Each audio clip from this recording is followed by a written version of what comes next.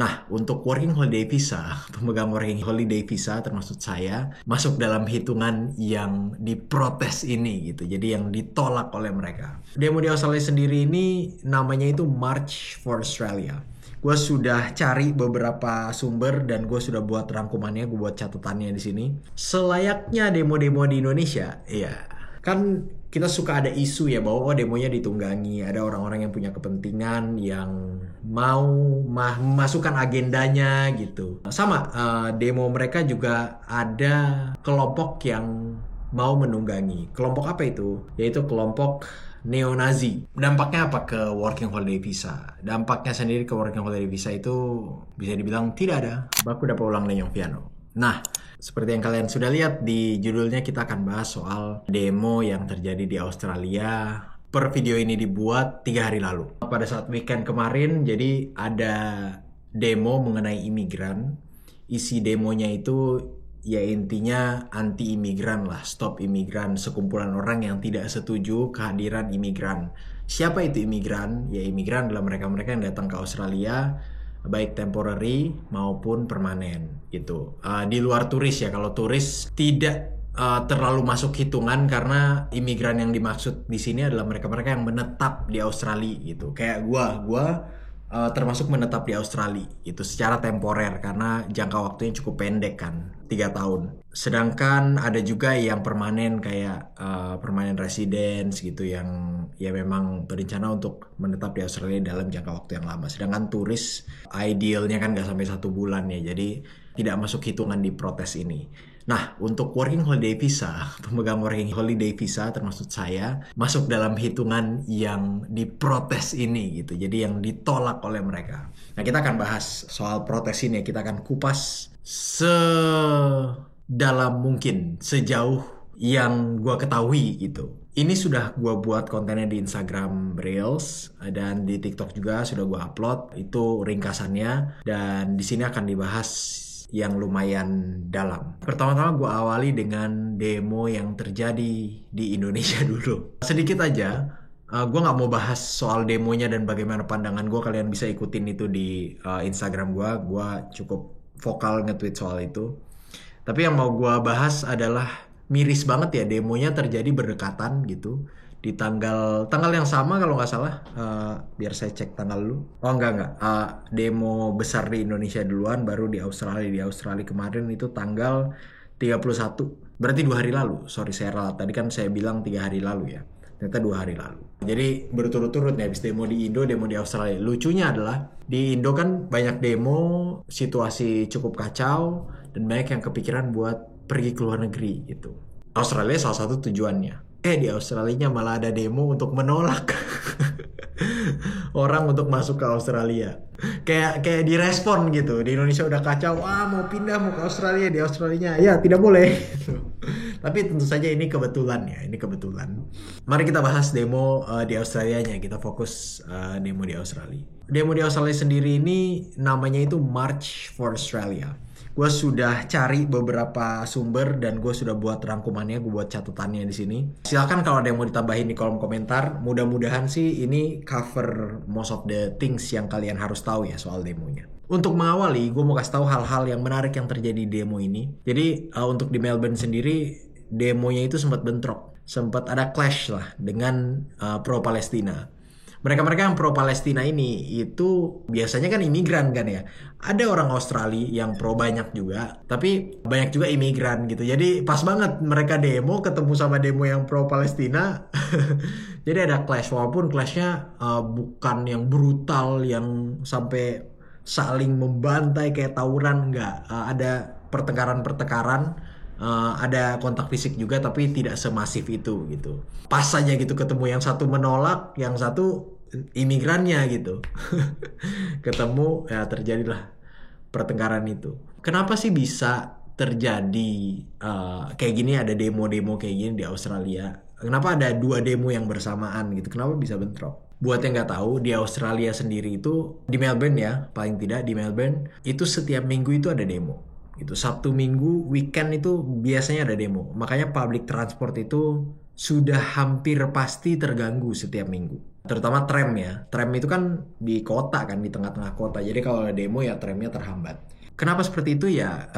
Gue sih lihatnya budaya aja gitu. Jadi kalau di sini itu tidak sama seperti di Indonesia. Kalau di Indonesia biasanya demo itu kalau ada sesuatu yang gawat, yang super gawat gitu ya, sesuatu yang tiba-tiba kemudian rakyat apa marah misalnya, baru demo gitu. Kalau di sini enggak. Di sini tiap minggu ada aja aksi-aksi gitu. Yang paling sering sih itu aksi mengenai pro Palestina. Waktu itu gue di Melbourne, gue jalan ada juga aksi kumpulan orang-orang yang tidak mendukung sistem komunis di China. Walaupun di China sebenarnya sudah bukan komunis ya, tapi yang coba mereka sampaikan adalah di China itu kebebasan berpendapat mereka itu masih di restrict gitu, masih dibatasi lah gitu. Itu yang mereka coba suarakan. Nah, karena di China dibatasi, disuarakan yang di Melbourne gitu. Dan ya lumayan banyak waktu itu partisipannya. Kemudian demo-demo misalnya Aboriginal. Aboriginal itu penduduk asli Australia. Seperti yang kita tahu, penduduk asli Australia yang aslinya banget ini kan bukan orang kulit putih kan. Orang asli di Australia orang Aboriginal kan. Nah, biasanya ada demo untuk mengangkat derajat orang-orang Aboriginal gitu. Jadi jangan sampai mereka terpinggirkan, termarginalkan. Hak-haknya harus dipenuhi dan bahkan harus dispesialkan, kira-kira seperti itu. Dan banyak aksi-aksi lainnya yang terjadi. Biasanya. Itu kenapa gue jelasin biar kalian paham kultur demo di Australia. Kebanyakan sih yang nanya ke gue itu gue liatnya mereka khawatir ya, terutama mereka-mereka yang mau working holiday visa atau bahkan yang mau sekedar apply student visa. Khawatir kayak aduh gimana nih kita nggak boleh masuk Australia lagi apa enggak gitu. Gue mau menjelaskan bahwa demonya ini sendiri itu bukan hal yang gawat gitu. Ini cukup lumrah di Australia karena memang ada budayanya itu setiap minggu. Nanti gue akan bahas gimana respon pemerintah Australia dan apa dampaknya untuk visa ke Australia, khususnya yang dari Indonesia. Oke. Detail demonya ya, detail demonya tadi sudah gue kasih tahu tanggalnya, namanya March for Australia. Demo itu apa sih isi demo itu? Peserta ini apa sih yang disuarakan gitu? Jadi mereka itu mengeluhkan bahwa imigran-imigran ini membawa pengaruh buruk. Pengaruh buruk apa? Yang pertama, bikin harga-harga jadi naik. Contohnya apa? Harga rumah. Sekarang memang, ya gue ngobrol dengan beberapa orang Australia juga ya. Memang harga rumah di Australia itu tidak terkendali gitu. Lonjakannya sangat tinggi dan buat Gen Z itu mereka hampir pasrah untuk tidak membeli rumah gitu. Lebih baik sewa aja. Kalau ada yang nanya berapa harga rumahnya, gue nggak tahu exactnya ya. Tapi buat rumah mungkin kalau di tengah-tengah kota ya itu mungkin bisa sampai apartemen aja 3M paling nggak, 3M 4M. Itu apartemen. Kalau rumah ya pasti jauh lebih mahal ya. Mungkin di 6M 7M minimal kali. Tapi kalau di kota nggak mungkin sih. Di kota pasti lebih tinggi lagi. If I have to guess, I would say close to 10M mungkin. Untuk punya rumah yang proper ya di kota gitu. Ya mungkin bisa dapat 5M yang agak di pinggir dan rumahnya tidak terlalu besar. Tapi poinnya adalah ya harga rumah sudah sangat melambung tinggi. Salah satu alasan harga ini melambung tinggi adalah karena ya ini penduduk jadi lebih padat yang bukan karena hanya orang Australia melainkan karena imigran. Paling gampang gini deh, lihat sewa rumah aja, harga sewa. Sekarang harga sewa itu kan lumayan mahal ya. Bukan lumayan ya, cukup mahal ya kalau di kota gitu. Di Melbourne sendiri lagi-lagi gue singgung soal akomodasi atau tempat tinggal. Sewa di kota Melbourne itu buat apartemen private ya, apartemen yang sendiri itu bisa 6 juta. On average rata-ratanya itu 6 juta per kamar gitu. Memang ada opsi-opsi lebih murah seperti share room, share house. Ya kayak gue sendiri misalnya waktu itu gue ambil opsi untuk tinggal yang agak jauh dari tengah kota, suburb. Jadi pinggiran kota gitu. Dan gue share house. Jadi gue gak menanggung expense-nya sendiri. Waktu itu gue cuma bayar mungkin sekitar 2 jutaan lah. 2 juta, gak sampai 2 juta 500 per week-nya gitu. Per week ya, bukan per bulan. Jadi tadi gue bilang yang 6 juta itu per week atau per month ya. Gue lupa. Tapi kalau gue salah tadi nyebutin per bulan, gue koreksi. Jadi 6 jutaan itu per minggu. Jadi kalau 1 bulan kalian hitung aja 25 juta. 25 juta harga sewa per bulannya di Australia.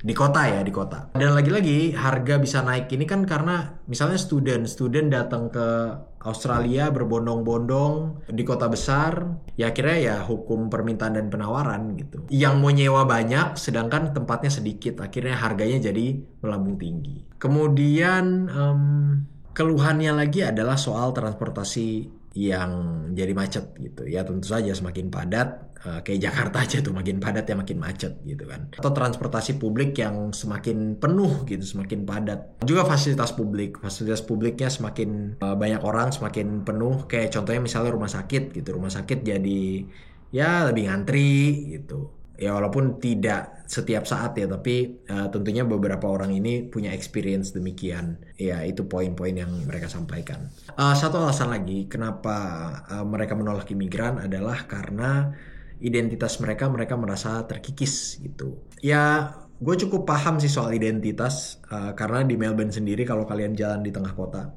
itu jarang kalian temuin orang Aussie. I mean gak sejarang itu, tapi gak ada 50% lah gitu. Kalian coba aja jalan di tengah kota Melbourne atau cari video-video, gak usah video gua, video yang lain juga terserah, YouTuber lain kalian cari. Lihat pas mereka jalan di tengah kota Melbourne, banyak gak orang Australinya gitu. Justru yang gua rasain lebih dominan tuh orang-orang imigran gitu. Orang Asia, Eropa, kemudian Latin juga gitu. Jadi gue cukup paham concernnya soal identitas ini. Makanya mereka punya slogan Take our country back gitu. Ambil kembali negara kita. Ini gue bisa paham keresahannya mereka ya. Tapi soal gue setuju apa enggak itu urusan lain. Nanti gue akan sampaikan poin gue gimana nih. Gue setuju nggak nih penolakan imigran ini gitu. Apalagi ya soal demonya ya. Oh, mereka cuma boleh tuh bawa bendera Australia gitu. Nggak boleh bawa bendera negara lain. Nah makanya tadi bisa clash tuh, karena yang pro Palestine pasti bawa bendera negara lain kan, paling kan negara Palestina gitu. Jadi ketemu jebret. Nah sempat ada istilah remigration tuh kayak deportasi lah gitu. Jadi udah pulangin aja nih imigran ini gitu. Walaupun pada akhirnya diralat karena terlalu keras gitu ya. Banyak menuai kritik bahkan dari orang Australia itu sendiri. Oke. Tadi gue sudah singgung-singgung sedikit soal ada clash dan sebagainya. Nah ini gue mau bahas lebih dalam soal demonya. Apa sih yang terjadi pada saat demo? Partisipan demo dulu ya. Partisipan demo itu jumlahnya memang lumayan masif. Dia ada 15 ribuan di Sydney gitu. Kemudian di Melbourne ada sekitar 5.000 orang. Yang mana banyak tuh. Walaupun 15.000 ini di Sydney ya. 15.000 ini katanya polisi sih nggak sampai 15.000 gitu. Tapi ya let's say setengahnya aja kayaknya udah banyak gitu. 7.500 orang, kalian bayangin di depan ada 7.500 orang gitu, banyak kan. Begitu juga di Melbourne sampai 5.000 orang, that's a lot of people. Kemudian di Brisbane dan Adelaide juga sama, sekitar ratusan orang sampai ribuan orang gitu. Walaupun nggak sebanyak di dua kota ini ya, Melbourne dan Sydney. Selayaknya demo-demo di Indonesia, ya kan kita suka ada isu ya bahwa demonya ditunggangi, ada orang-orang yang punya kepentingan yang mau memasukkan agendanya gitu. Sama demo mereka juga ada kelompok yang mau menunggangi. Kelompok apa itu? Yaitu kelompok neo-Nazi. Ini ada nih namanya National Socialist Network. Neo-Nazi ini buat yang nggak tahu ya, gue kasih gambaran sedikit. Jadi Nazi itu sendiri kalian pasti kenal dengan sosok Adolf Hitler kan. Dulu dia di Jerman, dia mau memusnahkan ras atau bangsa Yahudi gitu, karena rasnya dia dianggap ras paling terkuat gitu. Pokoknya yang di luar rasnya dia itu dianggap lebih rendah posisinya gitu. Inilah yang dimaksud neo-Nazi. Neo kan baru ya. Jadi ada Nazi baru gitu, yang ada sekelompok orang yang mau ngikutin Adolf Hitler gitu, walaupun di negara yang berbeda tapi secara ideologi sama gitu. Ini dianggap kelompok ekstrim yang ya tujuannya membawa kebencian aja gitu ke orang-orang selain Aussie atau bahkan selain kelompok mereka. Sempat ada insiden mereka menyerang Camp Sovereignty. Jadi ini apa ya? Ini tempat berkumpulnya tadi komunitas aborigin. Jadi orang-orang asli, benar-benar yang asli Australia itu sempat diserang oleh kelompok ini gitu. Sempat ada yang luka-luka.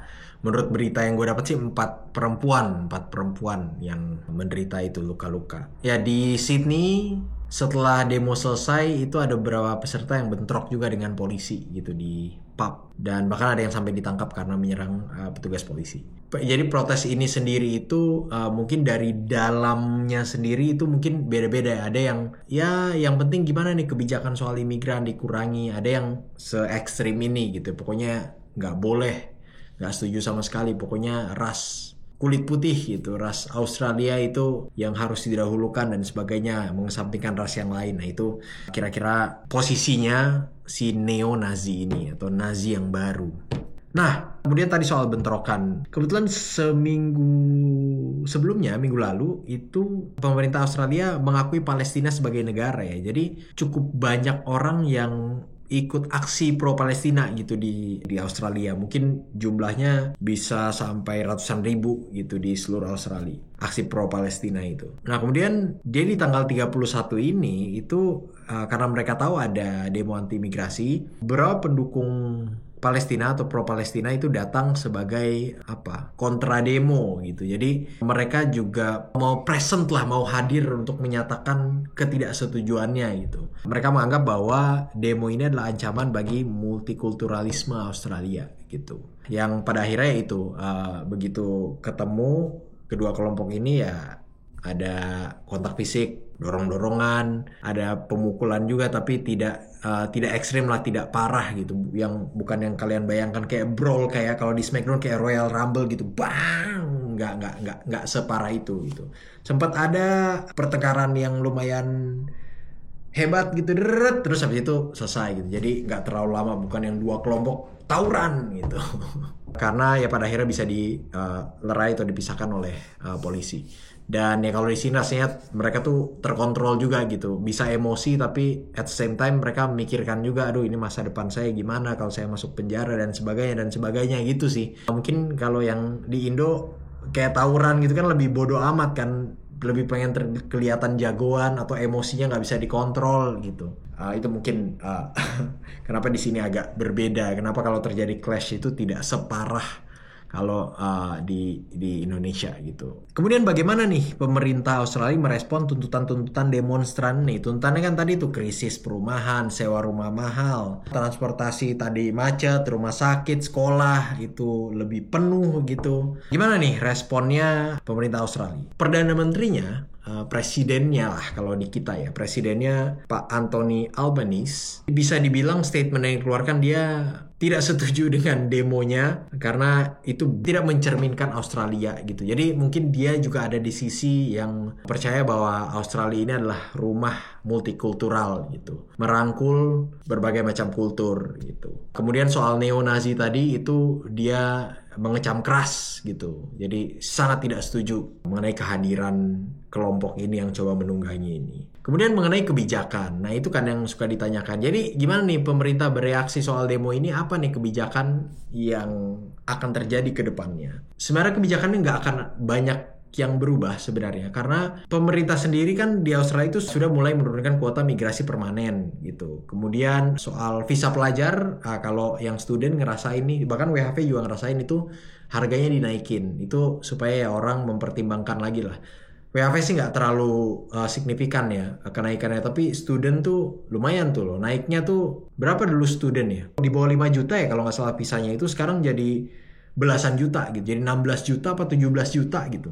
Koreksi kalau gue salah, tolong dibenarkan di kolom komentar ya. Ya ini adalah bentuk untuk memang membatasi agar tidak terlalu banyak gitu. Tapi untuk ide-idenya kayak membatasi imigran untuk menambah kebijakan gitu, atau bahkan tadi ya se-ekstrem yang deportasi gitu, itu sama sekali bukan option atau bukan kebijakan yang akan diambil oleh pemerintah Australia. Kemudian ada juga soal skill visa. Nah soal skill visa ini akan lebih dikencengin lagi gitu, lebih digenjot lagi terutama di bidang-bidang konstruksi dan layanan kesehatan. Tapi kebijakan-kebijakan ini pun bukan karena demo sebenarnya, kebijakan yang sudah berjalan sebelumnya gitu. Jadi dampak demo ini sebenarnya hanya tekanan aja sih, tekanan secara politik gitu untuk dipertimbangkan Walaupun tadi responnya tidak terlalu positif gitu ya dari pemerintah, dan lebih ngasih ketekanan ke masyarakatnya juga sih gitu. Ya mungkin pesan yang mereka coba sampaikan adalah tolong behave gitu di Australia gitu. Karena memang ada juga sih kelompok-kelompok yang kurang behave gitu. Ya, guanya sih sebagai orang Australia, kalau di rumah gua terus ada orang-orang yang mengganggu dan itu bukan asalnya dari Australia, gue sih ya gue harus akui gue ngerasa nggak nyaman ya gitu. Sekalian aja gue kasih opini gue soal bagaimana gue memandang demo ini dan gue setuju atau enggak. Pertama tadi gue bilang gue bisa paham. Ya kalian bayangin aja kalian tinggal di Indonesia, kemudian Indonesia mulai banyak terima imigran gitu, dan posisi kalian melihat lumayan tersingkirkan nih. Kalian mau tinggal di kota kok jadi harga-harga mahal gitu. Ini jalananku jadi makin macet gitu. Ini kok orang Indonesia makin dikit ini ya gitu. Gue ngerti akan memunculkan concern, tapi gue tidak setuju kalau misalnya yang tadi tuh yang se-ekstrim orang Australia harus nomor satu gitu diutamakan. Ya kalau menurut gue sih nggak apa, kita hidup berdampingan. Cuma memang yang datang juga harus menghargai penduduk yang sudah lama gitu, yang sudah lama ada di situ gitu. Ya itu tadi contoh yang gue ambil gitu. Ada orang yang suka misalnya teriak-teriak di jalan gitu, atau ya sekedar hal kecil aja di ruang publik gitu ya, nelpon dia teriak-teriak gitu. Ya padahal itu ruang publik gitu, semua berhak mendapatkan ketenangan dan kenyamanan gitu. Guanya sih akan terganggu gitu kalau ketemu orang-orang seperti ini, apalagi kalau dilakukan bukan oleh orang Australia gitu. Makanya pesan gue juga buat orang-orang Indonesia, selalu ingat kalau kita ke Australia itu kita nggak bawa nama individu atau pribadi, kita bawa nama negara gitu. Kita represent our country. Jadi untuk bersikap dan lain-lain ya tolong dipikirkan itu gitu, karena dampaknya akan ke orang-orang Indonesia lainnya. Sejauh ini sih kita sih oke-oke aja, orang Indonesia kita nggak punya stereotype yang buruk ya. Di Australia ya kita masih di welcome aja, dan ya gue bongkar aja di sini ada beberapa negara yang stereotipnya kurang baik gitu. Apakah semuanya seperti itu? Nggak juga, tapi ya ini stereotype karena ada beberapa dari mereka yang mungkin bisa dibilang banyak ya, itu menunjukkan behavior yang kurang menyenangkan. Contohnya biasanya dari negara perindavan. Nah itu. Gua sendiri sih secara pribadi, ini pengalaman pribadi ya, itu pernah encounter atau menghadapi kejadian-kejadian yang kurang mengenakan gitu. Kemudian kalau yang suka agak berisik, nah itu yang minor-minor ini, yang minor-minor ya. Dari China biasanya desibel suaranya itu lumayan gede tuh kalau di ruang publik, atau kalau nelpon dan sebagainya. Sama sih yang perindavan tadi juga sih. Ya buat gue sendiri sih ini bukan sesuatu yang masif ya, bukan behavior yang mengarah ke kejahatan gitu. Kalau behavior yang mengarah ke kejahatan, nah itu yang memang harus dapat kartu, bukan kartu kuning lagi, kartu merah gitu. Udah sikat aja deportasi. Walaupun tadi balik lagi soal identitas, ya buat gue sih behavior ini memang harus dikoreksi ya. Behavior yang buruk-buruk gini ya itu harus dikoreksi gitu. Kalau kita mau ngebayangin itu situasi ini terjadi di Indonesia kan kita nggak nyaman juga gitu. Itulah kenapa gue bilang gue ngerti tuntutannya. Nah soal pembatasannya gimana, gue setuju apa enggak? Ya enggak sih. Gue tentunya pertama gue nggak bisa nafikan bahwa gue punya kepentingan gitu. Ya ini gue misalnya sebagai working holiday maker, working holiday holder, sebagai pekerja di Australia, sebagai imigran temporer di Australia, tentu ingin punya tempat di Australia gitu. Tempat yang aman, tanpa gangguan, gue bisa nyaman gitu. Dan fakta di lapangannya sendiri, itu Australia pun masih butuh pekerja. Tadi seperti yang gue sebutkan di bidang-bidang tertentu. Dan sebenarnya nggak cuma di bidang itu aja, di banyak bidang di sini tuh masih kekurangan tenaga kerja gitu. Jadi ya tidak realistis lah kalau mau membatasi migran secara masif atau ngusir gitu. Nggak realistis sama sekali. Kalau itu terjadi, sektor-sektor yang kekurangan, yang kelebihan aja bisa jadi bermasalah, apalagi yang kekurangan gitu bisa mati sektor-sektornya gitu. Stop immigration sama sekali bukan solusi, dan gua rasa pemerintah Australia sudah mengambil langkah yang tepat gitu. Dampak directnya ke working holiday visa itu kayak apa?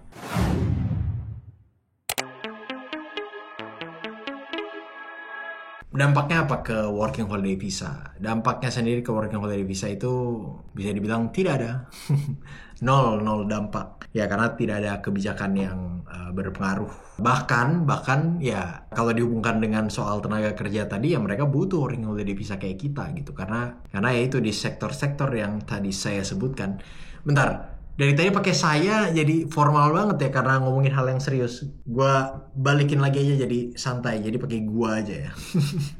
Nah karena ya tadi seperti yang sudah gua sebutkan di beberapa menit yang lalu, ya Australia masih kurangan tenaga kerja, jadi mereka masih butuh WHV, masih butuh imigran gitu. Mengenai kuota, ya balik lagi selama masih kekurangan tenaga kerja, tidak ada alasan bagi pemerintah Australia gitu, tidak ada alasan rasional untuk menyetop working holiday visa karena balik lagi toh mereka juga butuh gitu. Kalau ada kebijakan yang akan berubah mungkin di aturan kerja kali ya, gue mikirnya aturan kerjanya bisa jadi lebih ketat, kayak misalnya ya udah difokusin ke sektor-sektor ini aja gitu. Gua kulik sedikit tentang working holiday visa, kan kita untuk memperpanjang visa itu harus kerja regional ya, kerja 3 bulan atau kerja 6 bulan tergantung tahun keberapa di area-area tertentu dan di bidang-bidang tertentu gitu. Biasanya peternakan, perkebunan, bisa juga hospitality yang melayani gitu ya, di restoran bisa gitu di daerah-daerah tertentu. Nah, mungkin bisa jadi aturan ini yang dirubah gitu. Sudah bukan 3 atau 6 bulan, jadi misalnya aja ya, misalnya full WHP itu harus kerja di tempat-tempat ini doang gitu, nggak boleh di kota besar misalnya gitu. Nah, ya mungkin ada kemungkinan ke arah sana, tapi ya kemungkinannya kecil sih gitu. Karena kalau seperti itu ya bisa jadi minat working holiday visa malah turun kan gitu. Karena banyak juga kesini yang tidak hanya mau uangnya, tapi mau ya holiday-nya juga sesuai namanya working holiday visa. Kalau cuma disuruh kerja di tempat yang tadi gue sebutkan di regional gitu full, ya itu namanya bukan working holiday. Holiday-nya di mana Pak? Masa kita holiday-nya tidak bisa visit kota-kota besar sih gitu.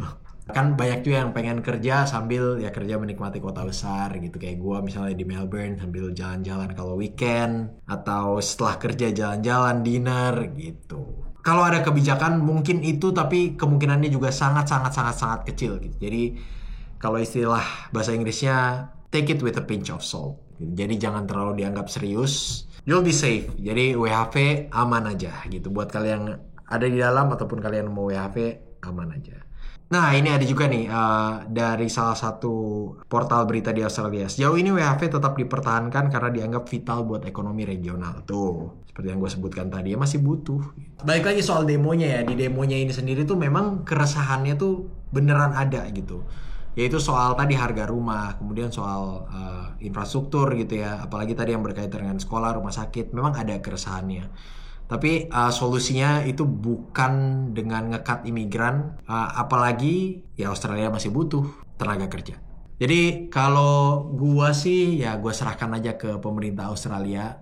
Mereka di sini cukup reliable. Politisi-politisi di sini, pemangku-pemangku kebijakan itu dipercaya oleh masyarakatnya karena mereka itu mengambil kebijakan, gue bisa bilang jauh lebih rasional daripada di Indonesia, termasuk dalam berstatement. Iya, kalau itu tidak usah dibandingkan lagi. Kemarin sudah kejadian tuh rakyat marah karena statement politik. Ya jadi serahkan aja ke pemerintah Australia. Sejauh ini kita aman. Kita itu maksudnya WHV atau imigran-imigran temporer lain ya, student visa dan lain-lain, skill visa gitu, aman-aman banget. Buat pemerintah Indonesia sendiri, gua harap sih bisa dipermudah ya gitu. Ini bisa dimanfaatkan nih. Australia butuh tenaga kerja di luar demo ya, di luar demonya. Australia kan butuh tenaga kerja, bisa dimanfaatkan untuk ya kerjasama dengan pemerintah Australia. Gimana caranya agar kita bisa kirim tenaga kerja lebih banyak lagi gitu. Jadi lebih banyak orang Indonesia yang bisa kerja di Australia, opsinya lebih banyak, dan ya mereka bisa bantu keluarga, sanak saudara di hometown Indonesia. Gua kalau jadi pejabat pengen banget gitu cari tahu nih, bisa nggak gue buat regulasi ini dan kerjasama dengan pemerintah Australia. We'll see ya, mudah-mudahan ya nanti deh. Ini masih agak jauh, tapi pengen banget. Itu kayaknya jadi salah satu cita-cita gue sekarang gitu, karena kebetulan gue punya teman-teman di Australia juga yang bekerja di pemerintahan. Nah bisa lah itu jadi koneksi ya kan. terus kerja sama. Ya kayaknya tidak mustahil ya, tidak mustahil ya. Ya kita akan lihat lah nanti gimana. Karena masih banyak juga yang mau saya perbuat gitu. Ada banyak juga hutang-hutang ke followers dan viewers yang belum saya lakukan. Misalnya soal kelas bahasa Inggris gratis gitu. Karena itu gue mau bangun komunitasnya rencananya. Dan mendorong agar kita nggak malu bahasa Inggris pakai aksen Indonesia misalnya. Itu gue masih punya kerinduan buat ya berbuat hal-hal inilah gitu. Yang nantinya mudah-mudahan akan berdampak baik langsung atau tidak langsung untuk kemajuan SDM di Indonesia. Asik. Itu aja sih. Ya mudah-mudahan ada kabar positif dari pemerintah Indonesia ya di tengah carut marut ini. Oke. Kalau gitu see you next video, Pi ya. Bye.